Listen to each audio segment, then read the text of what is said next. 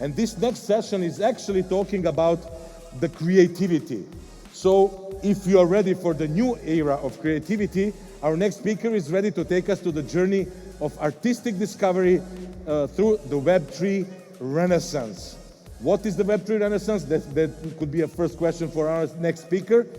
And his background is both in art and technology and has made him a pioneer in the field of digital art.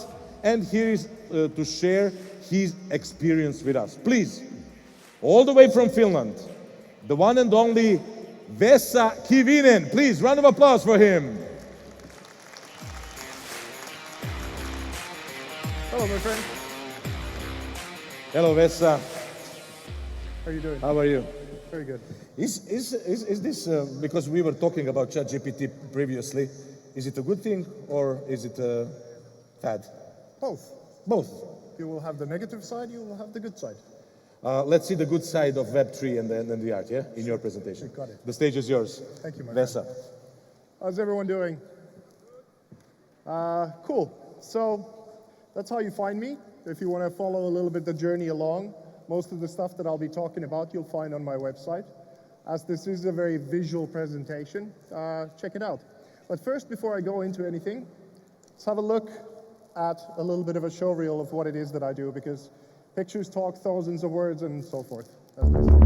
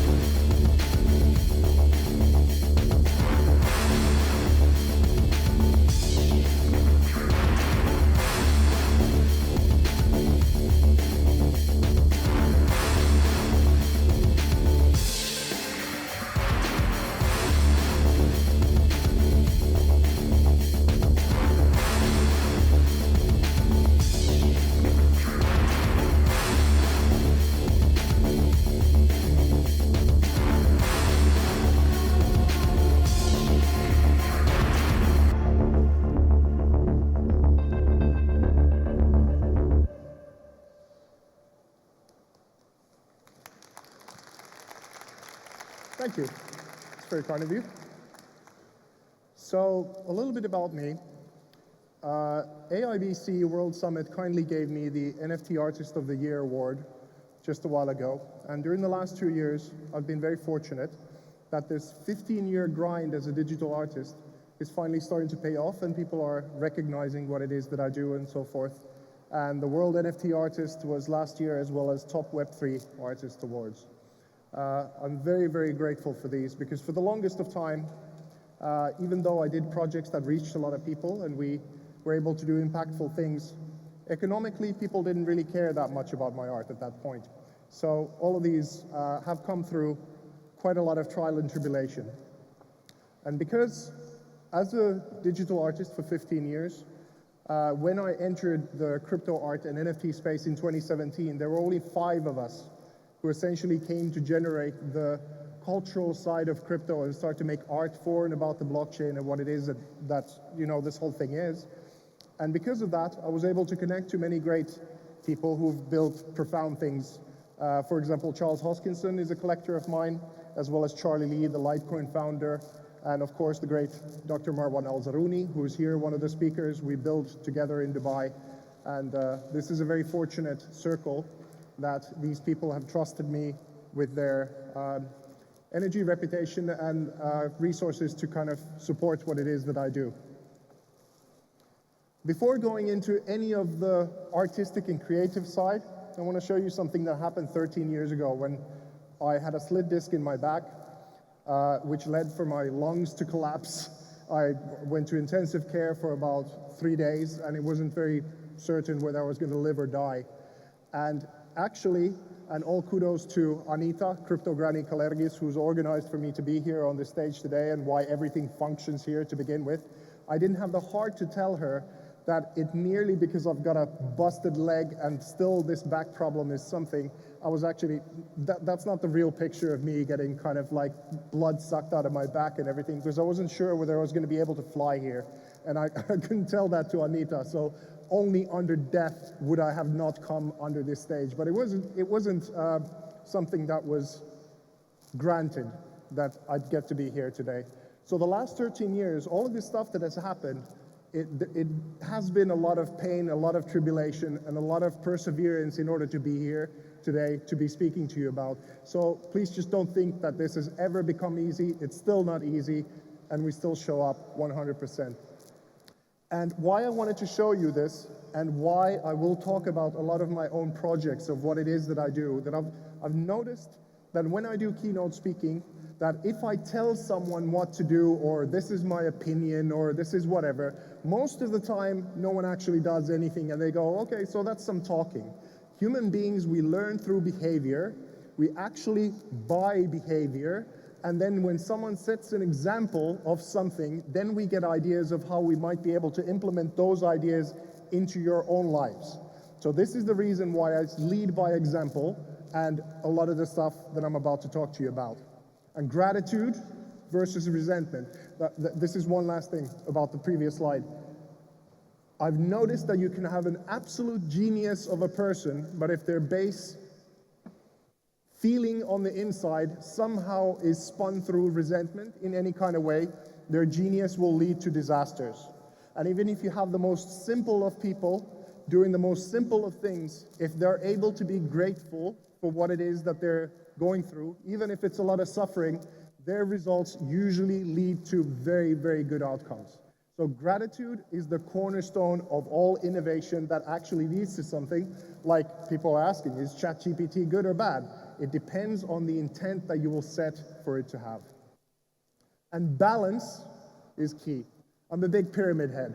I love the ancient structures. I love the ancient mythology. I love to see how the most familiar and stable of our structures, in many different ways, resembles and has a frequency and relevance for us today. And how we breathe in and breathe out, it's a 50-50 exchange that we do with other people. We take care of ourselves, and then we take care of other people. But never let your whole self go in the service of others, and vice versa. Mastery of the 7. And the reason I tell you these things is that it's not an accident that these creative things and collaborations and companies and metaverse buildings and all of these have happened. There's an actual philosophy that I've come to learn from much wiser people than myself in order to be able to do these things.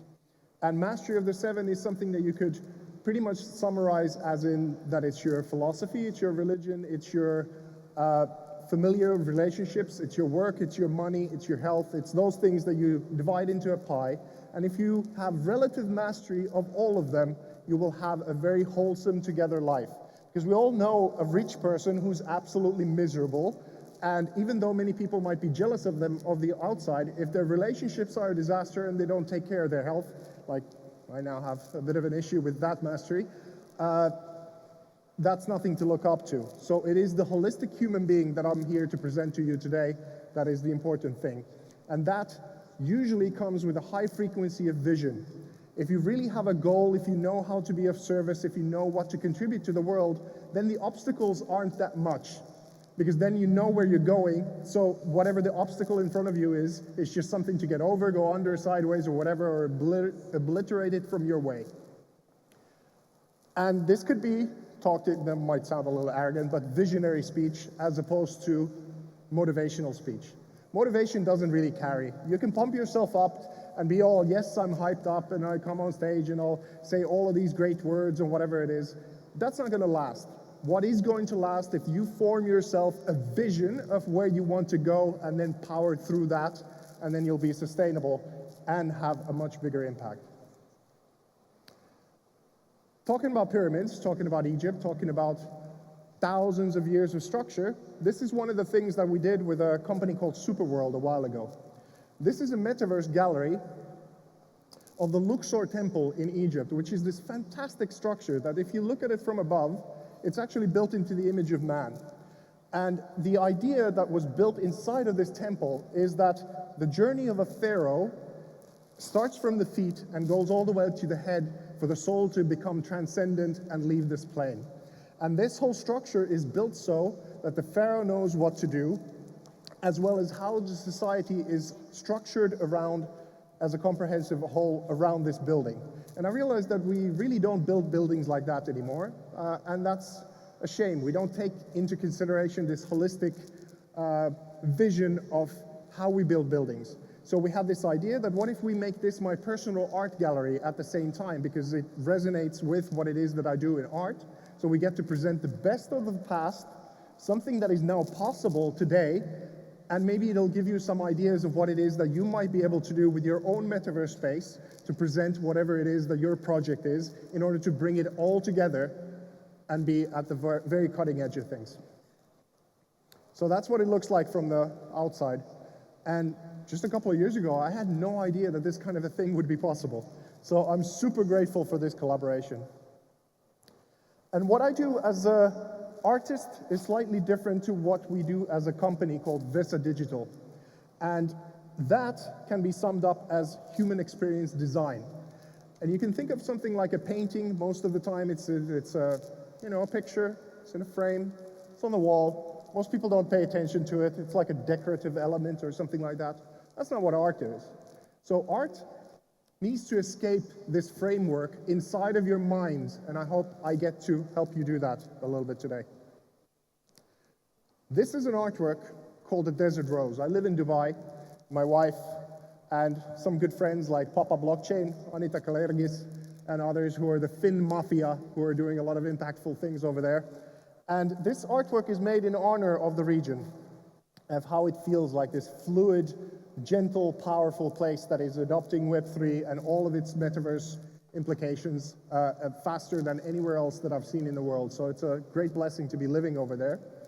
And we got this idea that what if we started finding materials that we could print this digital artwork onto, for example, porcelain or something like that, and transform real-life villas into artworks, not only on the outside, but also because we work with a company called HCOM and Art in Space.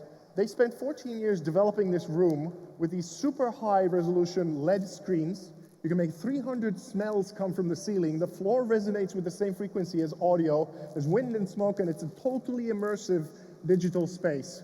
So this is something that can be inside of the villa or an airplane or, whatever, restaurant. You can transform that whole living space into an alive artwork.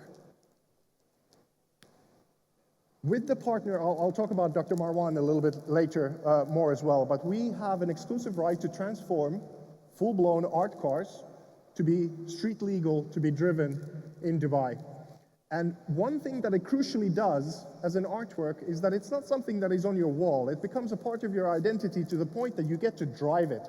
And people compliment you. Like, the best thing about these art cars is that when I drive mine in Dubai, usually I get like a 5-6-year-old boy or girl or something like that, and they walk past the car and you could see how it's like the Matrix effect. Their minds are blowing literally in front of you, what's possible and what's not. So you become the superstar due to the art that I do, which is a cool thing to experience. We're going after the big boys. Why not?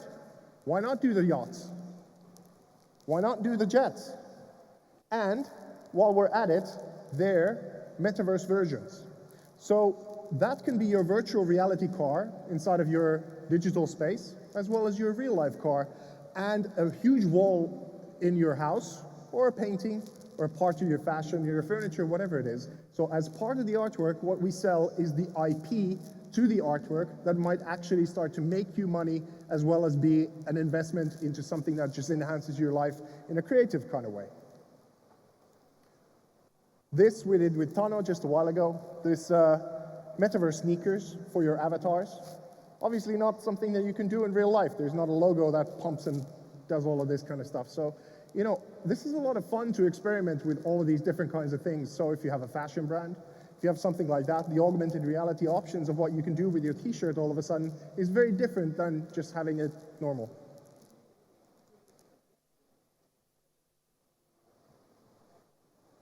How are you doing thus far? You okay? You follow me? Yeah? Good stuff. This is a new artwork. And to go a little bit deeper into the IP side of things. So you can have it as a normal printed artwork. It can be on your wall. But you can also take that artwork and, like with my partner Megaverse, you can implement it into a virtual reality villa. And that can be the whole of the outside. I'm not saying that that's maybe your preference. That's quite a psychedelic space altogether. It might disturb your mental peace if you kind of hang out there too much.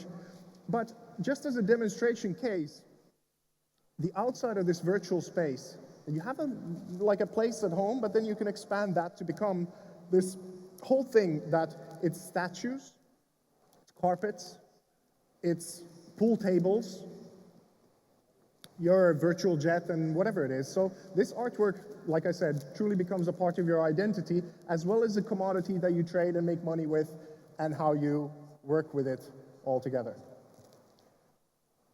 A part of how we do things, and what it is that I did before, this is 10 years ago, I body painted this Bollywood actress called Veena Malik. And she's Muslim, she's Pakistani, so that was quite the thing, and the press really came to see whether we made a car accident or whether it was actually a legit art project. And what we did is that we made these artworks that commented upon the common heritage of all spirituality all across the world in order for us to find things in common. Men and women, Pakistani, a Finnish person, all the different religions or whatever it is. And we wanted to build bridges because the world was polarizing quite a bit. And because of that, we'd reached about 300 million people to critical acclaim. And now what that's led for me to do, finally, with an amazing person called Brittany Kaiser. She's the Cambridge Analytica whistleblower, so you might remember the Trump campaign. You might remember, you know, the Brexit and all that kind of stuff, and how they manipulated all the algorithms in order to, on Facebook, to do some shady stuff. So she's the whistleblower of that project, and her Netflix documentary, The Great Hack, has something like 1 billion views at this point. It's one of the most popular things on Netflix. And her life story, we're transforming into big data art in NFTs. So this is her in my studio in Helsinki a while ago, where we had 8 GoPro cameras, video cameras, depth cameras. We threw everything in the kitchen sink at her to capture her life story and the relationship of data, which is now the most valuable resource in the world, into NFT art that not only does something creative, it opens up portals and is an educational thing at the same time. And then we're going to take this stuff on a world tour. So this is something that is very exciting to me. Like I said, here's Dr. Marwan and Anita, and this is the first car that we transformed into a full-blown art car in Dubai. It's a Tesla.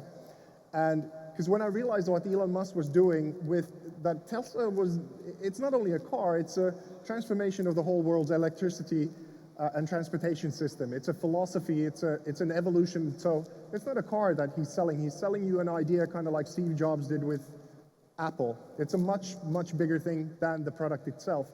So this car really, when you see it, first you think that the thing that is of value is the car. Then you start to question whether it's the artwork itself that is more valuable than the car. What about the augmented reality version of that car? What about the access to the metaverse that we're building in order for you to drive that car and race other drivers and win prize money? What is that whole stack of assets worth if you really start to do it right, especially since we have the only right to do them in Dubai? And also Gary Vee, we had the artwork, he signed it when he came to Dubai, we presented it to him. So we kind of work with influencers who have a lot of reach, and we do these things that are kind of new so that we reach the optimal side of having familiarity as well as, you know, the new. So both sides are satisfied. Very quickly, this is another thing. There are 3.5 billion people in the world without a bank account. This is another project that we do with KogoPay. It's called a Heavenly Home in Thailand with orphan kids who are doing drawings that we're going to transfer into NFTs that we're going to sell so that the Heavenly Homes start to make some income from NFTs, as well as the kids will get some money into their own bank accounts to start empowering themselves as they go along with this. So that's something that is very close to my heart and kind of the base idea of crypto.